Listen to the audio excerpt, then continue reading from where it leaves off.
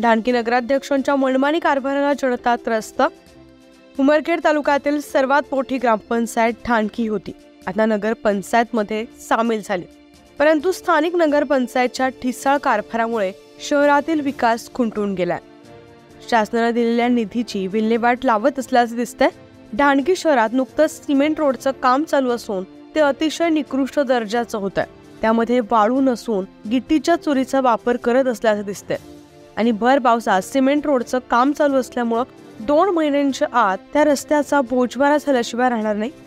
मागील काही दिवसांखाली सिमेंट रोडचं काम झालं, परंतु तेही निकृष्ट दर्जाची झाली आहे।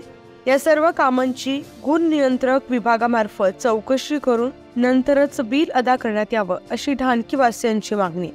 तेव्हा यवतमाळ जिल्ह्याचे जिल्हाधिकारी यांनी सदर कामाची चौकशी करावी अशी जनतेची मागणी आहे।